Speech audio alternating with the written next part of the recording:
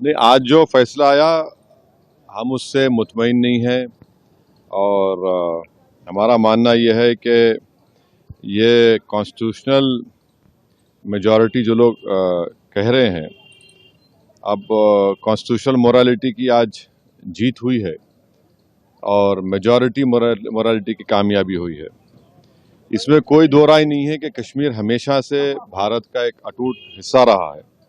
But अटूट हिस्सा जब हम कहते हैं तो उसका जो रिलेशनशिप है यूनियन से, उसको तो आप डिनाई नहीं कर सकेंगे।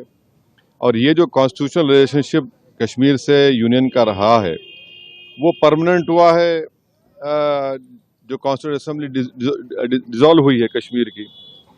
और दूसरी बात यह है कि किसी एक सेमिनार में चीफ जस्टिस ऑफ इंडिया ने कहा है, मैं अंग्रेजी में पढ़ देता हूं, कि public deliberation will always be a threat to those who achieve power in absence.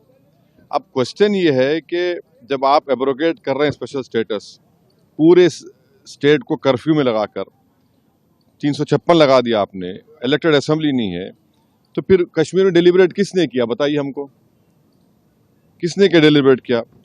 और बोम्बई में फेडरलिज्म को कहा गया कि बेसिक स्ट्रक्चर का हिस्सा है।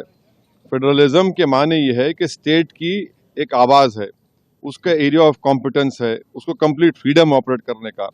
अब पार्लियामेंट कैसा बोलेगा असेंबली के लिए? और पार्लियामेंट और कैसे पार्लियामेंट एक रेजोल्यूशन पास करेगा जो असेंबली को पास करना था? तो मेरे नज़र में 370 को जो एब्रोगेट किया गया है ये वायलेशन है कॉन्स्टिट्यूशनल मोरालिटी का। और जो एब्रोगेशन, बाइफर्केशन और डाउनग्रेडिंग हुआ है एक स्टेट के यूनियन टेरिटरी का, ये तो बहुत बड़ा धोखा हुआ है जो हमने कश्मीर के आवाम को वादा किया था। मैं पहले भी कहा हूँ, आज भी कह रहा हूँ कि अब ये तो लेजिटिमाइज हो चुका है कोर्ट से, तो कल बीजेपी को कोई नहीं रोक सकेगा चेन्नई, कोलकाता, हैदराबाद और मुंबई को यूटी बनाने के लिए। और इसका सबसे बड़ा नुकसान जो होगा आप देख लेना फ्यूचर में, डोगरास को होगा और लद्दाख के बुद्धिस्ट को होगा। वहां पर डेमोग्राफिक चेंज होगा। अभी से आप देख रहे हैं कि जम्मू में जितने राइस मिलें थी वो डोगरा के लोग हाथ से निकल गई।